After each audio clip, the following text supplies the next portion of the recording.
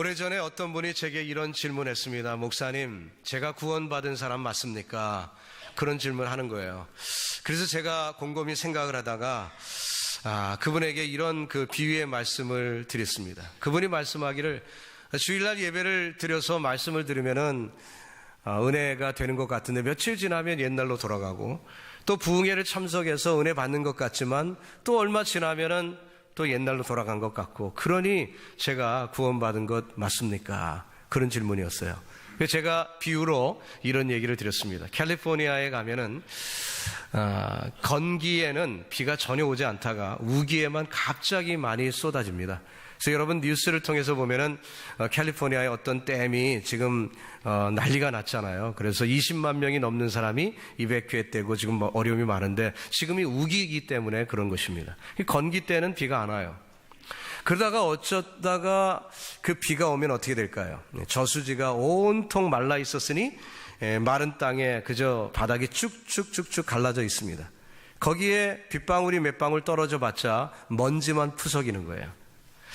근데 우리 신앙이 종종 그런 느낌을 가질 때가 있다는 거죠. 하나님의 은혜가 떨어지지만 단비가 내리는 것 같은데, 근데 그냥 마른 땅에 먼지만 푸석이는 것 같은 그런 느낌이 들 때가 있다는 거죠. 그러나 만약에 비가 계속 오면 그 갈라진 틈바구니로 물이 채워지고요, 또 그래도 계속 비가 오면 마른 땅이 젖은 땅이 되고요, 그래도 계속 비가 오면 저수지에 물이 차오르기 시작하고요, 그래도 비가 계속 오면은 저수지가 가득 타서 이제는 수문을 열어야 할 지경이 되는 거죠. 여러분, 그런 은혜, 하나님의 은혜를 누리시기를 예수님의 이름으로 축복합니다. 인간은 죄 가운데 갈라질 대로 갈라진 메마른 심령이 되었습니다. 그래서 비가 오는 것 같아도 마른 땅에 먼지만 푸석이는 것 같은 그런 느낌이 들 때가 있다는 것이죠. 그러나 하나님의 사랑은 그렇게 일시적으로 임했다가 가는 것이 아닙니다. 하나님의 사랑은 끝까지 임하는 사랑인 줄로 믿습니다. 끝까지 우리와 함께 하시는 것입니다. 마침내 수문을 활짝 열게 될 정도로 끝까지 임하는 것이 하나님의 사랑인 것입니다. 오늘 이 예배 시간에 저와 여러분이 그 하나님의 끝없는 사랑을 누리시기를 주님의 이름으로 축복합니다. 오늘 본문 말씀을 보면 자기 사람들을 사랑했다는 그런 표현이 나와요. 자기 사람들, 서유격입니다. 자기 사람들, 독점적인 사랑임을 말씀하고 있는 거죠. 주님은 이 세상에 있는 사람들을 자기 사람이라고 표현했습니다. 요한복음 17장에 예수님이 기도하실 때는 또 이 자기 사람들을 뭐라고 표현했냐면 아버지께서 내게 주신 자들이라고 표현했습니다. 또 에베소서 1장 5절에 보니까 그 기쁘신 뜻대로 예정하사 자기 아들들이 되게 하신 자들이라고 얘기했습니다. 자기 아들들이 되게 하신들. 그런데 이것이 예정되었다는 거예요. 이 예정이라는 말은 신학적인 표현이기 때문에 좀 딱딱한 느낌이 듭니다만 사실은 굉장히 감격적인 표현입니다. 이 모든 것을 미리 정했다는 얘기고, 그렇게 정하셨다는 얘기는 저와 여러분의 구원이 흔들림이 없다는 거예요. 하나님이 정하신 것이기 때문에 주었다 뺏었다 하는 게 아니라 확실하다는 것입니다. 비록 내가 부족하다 할지라도 이 부족한 모습임에도 불구하고 하나님이 나를 구원하시는 일이 분명하다는 말씀이 이 예정이라는 한 단어 속에 포함이 되어 있습니다. 여러분, 우리도 미래에 어떤 일을 준비하면 중요한 일은 오랫동안 준비하죠. 중요하지 않은 일은 그냥 즉흥적으로도 할 때 돼요. 그렇지만 중요한 일은 타임테이블 미리 짜놓고 그때그때 어떤 일이 필요할까 준비를 오랫동안 하지 않습니까? 요즘은 젊은이들이 결혼식을 할 때도요, 막 1년 전부터 레저베이션을 해요. 저 같으면 성격이 급해갖고 1년을 못 참을 것 같은데 그렇게 준비를 오래 합니다. 왜요? 중요하니까 그런 거예요. 중요하니까 준비를 오랫동안 해서 그렇게 하는 것 아니겠습니까? 하나님은 저와 여러분을 구원하는 것을 너무 중요하게 여기신 거예요. 그러니까 즉흥적으로 하신 게 아닙니다. 저와 여러분이 잘 보이니까 하나님이 기분 좋으셔서 애따 모르겠다 너 구원받아라 이렇게 하신 게 아닙니다. 주님은 우리를 구원하시는 일이 천상에 너무 중요한 일이기 때문에 예정하셨어요. 만세 전에 정하셨습니다. 그 만세 전에, 이 지구 만물이 형성되기도 전에 저와 여러분이 태어날 것을 아시는 하나님께서 저와 여러분을 구원하시기로 미리 정하셨다는 거예요. 이 놀랍고 감격스러운 고백이 저와 여러분의 고백되기를 주님의 이름으로 축복합니다. 이사야 43장에 보면 하나님이 우리를 얼마나 사랑하시는지 잘 나타나 있습니다. 풍전등화의 위기 가운데 이스라엘이 있었습니다. 그러나 그 백성에게 하나님이 은혜를 주십니다. 그 백성을 사랑하기 때문에 말씀합니다. 불 가운데 지날 때라도 불이 사르지 못할 것이고 물 가운데 지날 때도 물이 너를 침몰치 못할 것이라고 얘기했어요. 그런데요, 그 근거가 뭐라고 했습니까? 43장 1절에 보니까 내가 너를 지명하여 불렀나니 너는 내 것이라. 이것이 근거예요. 우리가 주님께 잘 보였기 때문에, 우리가 행동을 잘했기 때문에 아니라 주님 것이기 때문에 너는 내 것이라, 내가 너를 지명하여 불러냈다. 그러기 때문에 구원한다라고 주님은 약속하고 있는 것입니다. 오늘 이 시간 저와 여러분이 그 하나님의 독점적인 사랑을 받고 있음을 믿으시기 바랍니다. 주님이 나를 내 것이다 말씀하시며 우리를 끝까지 책임져 주실 줄로 믿습니다. 여러분, 빽이 있으면 좋습니까? 나쁩니까? 좀 대답하기가 민망하죠. 왜냐하면 요즘 같은 평등 시대에 공평해야지, 빽 같은 거 얘기하면 이거 좀 곤란하지 않나, 뭐 이렇게 얘기할 수 있겠지만 사실 빽이 있는 당사자에게는 좋습니다. 캘리포니아에서 목회할 때 부목사님을 한 분 모셨는데 아주 재미있는 경험을 한 적이 있어요. 그분이 남미에서 미국으로 이민을 오신 분입니다. 자, 그런데 그분이 이제 미국에 왔으니까 드라이브 라이센스를 따기 위해서 DMV에 가서 시험을 보고 패스를 했으니까 임시 면허증을 받고 있는데 10개월이 지나도 진짜 면허증이 안 오는 거예요. 뭔가 좀 잘못된 거죠.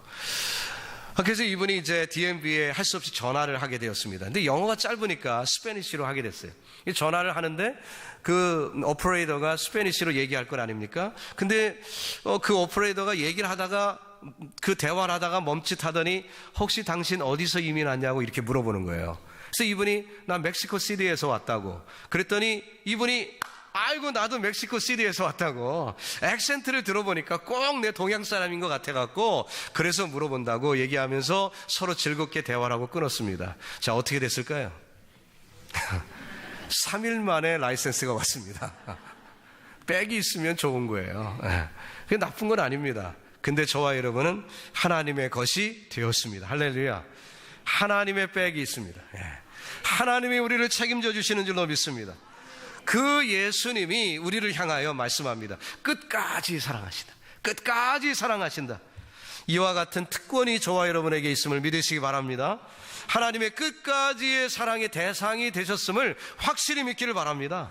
요한복음 10장 29절에 있는 말씀을 보니까 뭐라 했냐면요, 저희를 주신 내 아버지는 많이보다 크시며 아무도 아버지의 손에서 빼앗을 수 없느니라. 할렐루야.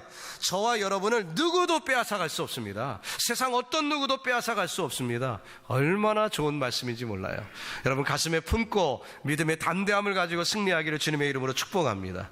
우리도 인간이지만 저희도 자기 소유, 자기 것에 대해서는 좀 더 애착심이 있잖아요. 우리 교회에서도 주일학교에서 무슨 앞에 특송을 하거나 그러면은 엄마들이, 아빠들이 나와서 그냥 사진을 찍으려고 애를 씁니다. 근데 누구 사진 찍죠? 전체 사진 찍나요? 아닙니다. 딴 애들은 안중에도 없어요. 자기 아이 찍느라고 그냥 혈안이 되어 있는 거예요.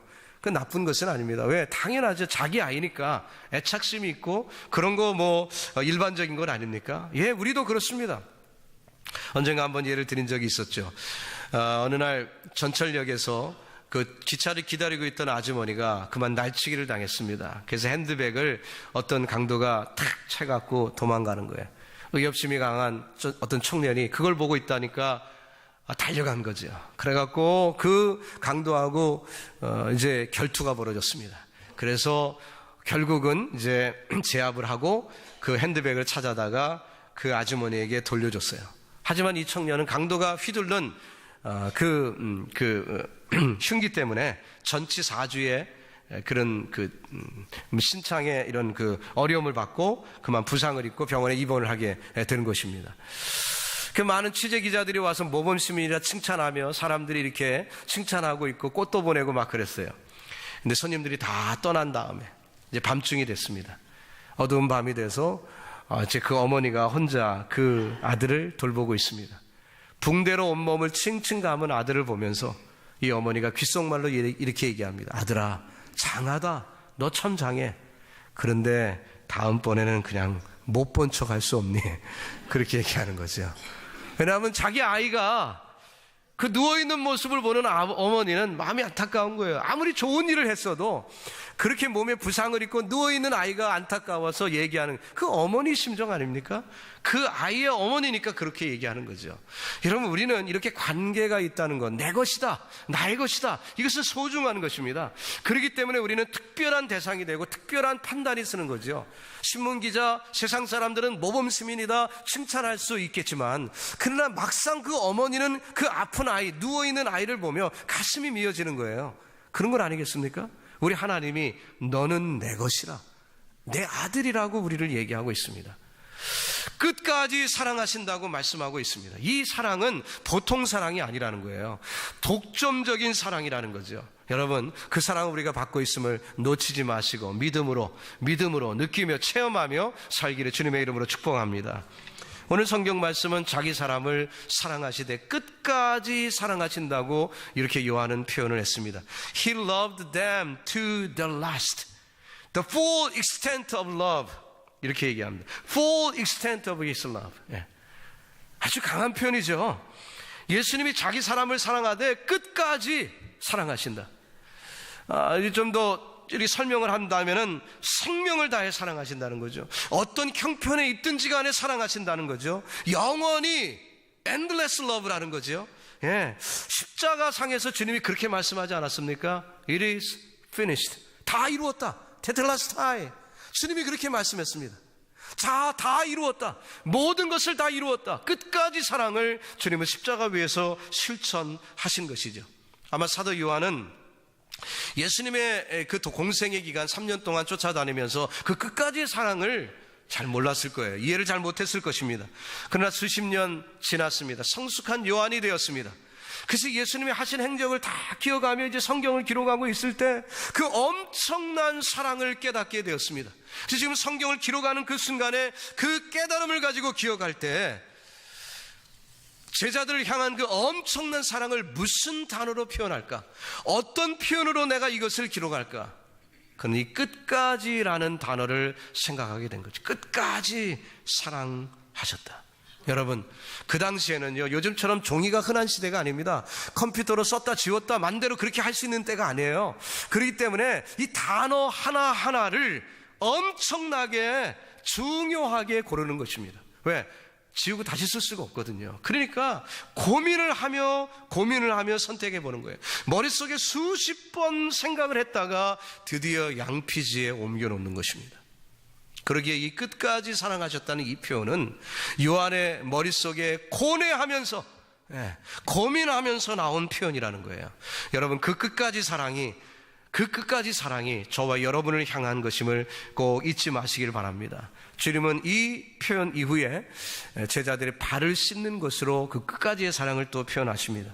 사실 12제자의 모습은 어땠습니까? 유다는 예수님을 배반했습니다.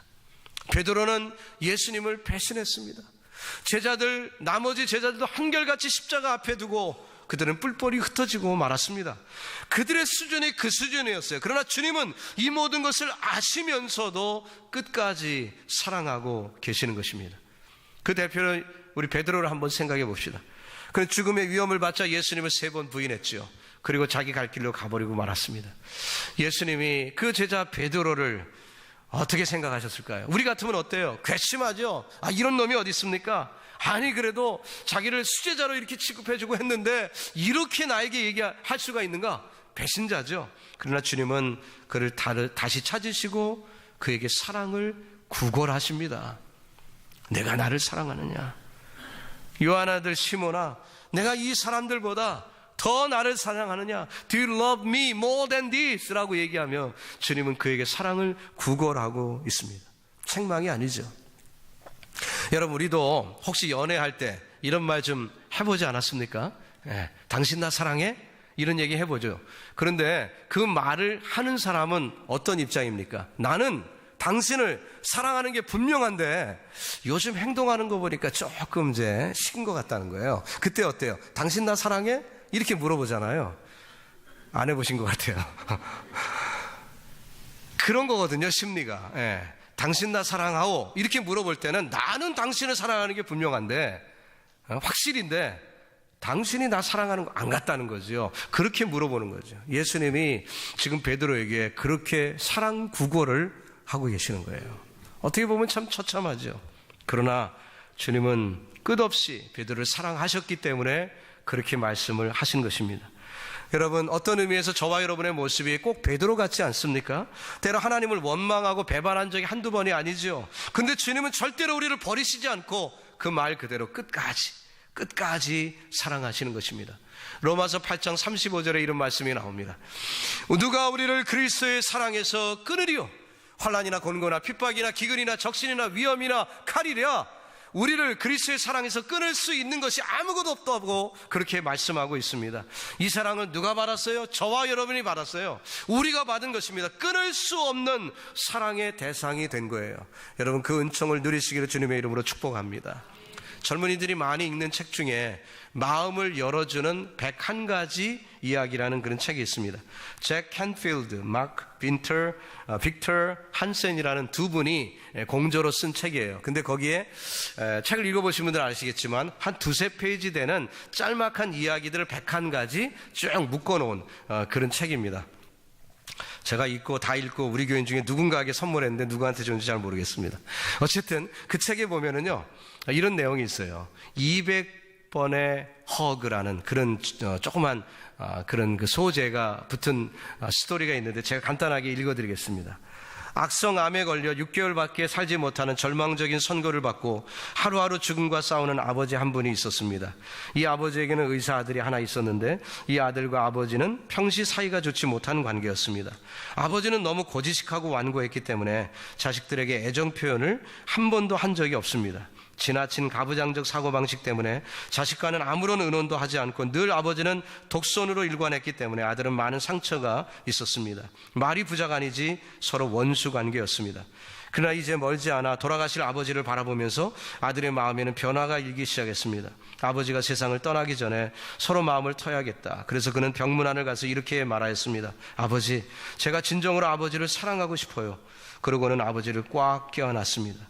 그러나 아버지는 느닷없이 버린 아들의 행동에 당황하지 않을 수 없었습니다. 잔뜩 긴장한 채 고개를 뒤로 젖힌 채 뻣뻣하게 굳어져 있었습니다. 며칠을 했지만 아버지의 굳은 몸은 쉽게 바뀌지 않았습니다. 아들은 이에 아랑곳하지 않고 병문안을 갈 때마다 계속 아버지를 안아줬습니다. 팔을 제 등 뒤로 돌려보세요. 저를 꼭 안아보세요. 하고 유도하면서 계속 하였습니다. 아버지 사랑해요. 그로부터 몇 달 뒤 아버지의 긴장된 몸이 점점 풀리기 시작했습니다. 마침내 아들을 안을 정도가 되었습니다. 두 사람은 깊은 애정을 나누는 관계로 발전했습니다. 드디어 200번째 포옹을 하던 날 아버지가 아들에게 처음으로 입을 떼고 이렇게 말합니다. 얘야, 나도 널 사랑한단다. 평생 아버지로부터 처음 들어보는 말이었습니다. 여러분, 하나님은 저와 여러분을 포옹하고 계십니다. 우리를 안아주고 계십니다. 그러나 우리는 수없이 도리질했습니다. 고개를 뻣뻣이 쳐들고 몸을 내어주지 않고 있었습니다. 그러나 하나님께서는 200번이고 2000번이고 20000번이고 끝없이 우리를 안아주시고 또 안아주시고 있습니다. 결국 내 입에서 아버지, 하나님, I love you Lord, 주님, 제가 주님을 사랑합니다라는 말이 나올 때까지 주님은 끝없이 우리를 품어주시고 안으시고 사랑하시는 거예요. 여러분, 오늘 이 말씀을 통해 깨달으시는 바가 있다면 하나님 앞에, 하나님, 저도 하나님을 사랑합니다, 그 고백을 할 수 있는 우리 모두 되기를 주 예수님의 이름으로 축복합니다. 성경은 그야말로 full of love story, 정말 사랑의 이야기로 가득 차 있지요.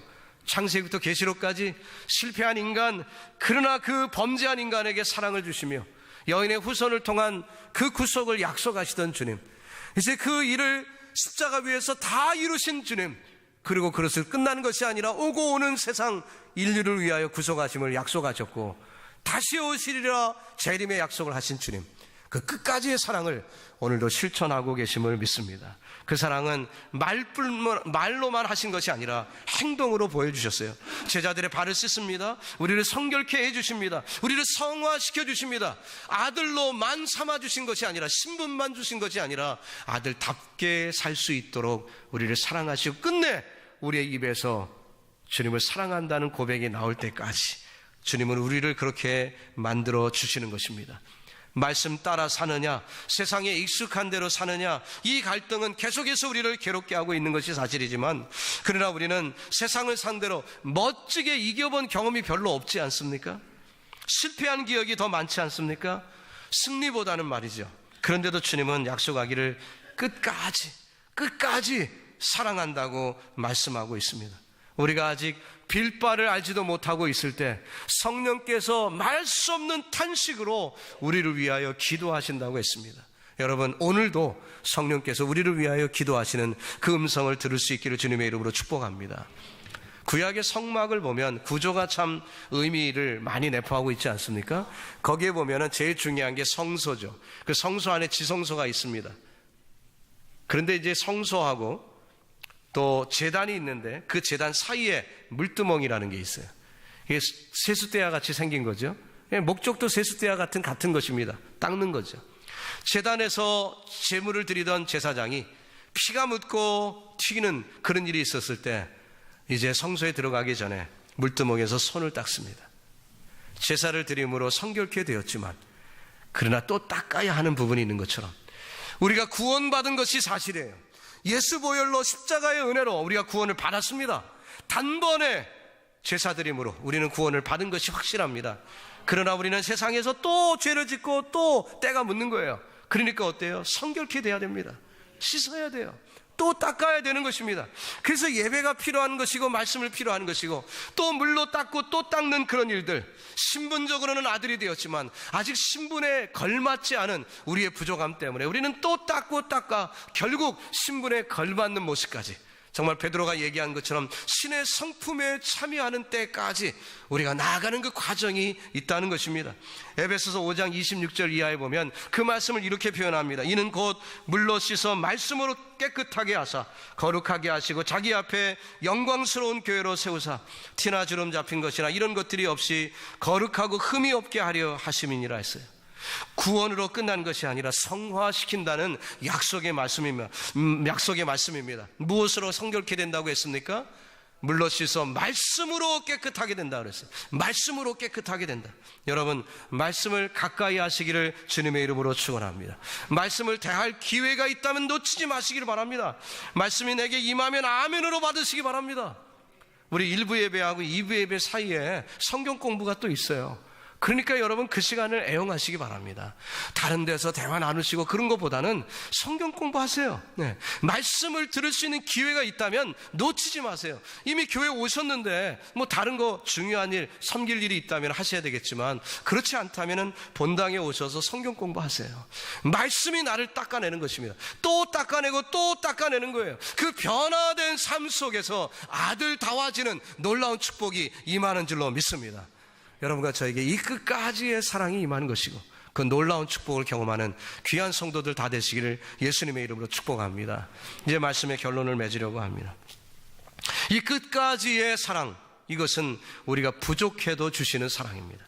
이 끝까지의 사랑은 우리가 실패해도 여전히 주시는 사랑입니다. 이 끝까지의 사랑은 심지어 우리가 주님을 배반했어도 주시는 사랑입니다. 바로 그것이 예수님의 사랑이에요. 온전한 성결을 이룰 때까지, 온전히 될 때까지 주님은 결코 포기하지 않습니다. 왜요? 우리가 주님의 것이기 때문에, 우리가 주님의 것이기 때문에, 우리가 주님의 소유이기 때문에 주님은 포기하시지 않습니다.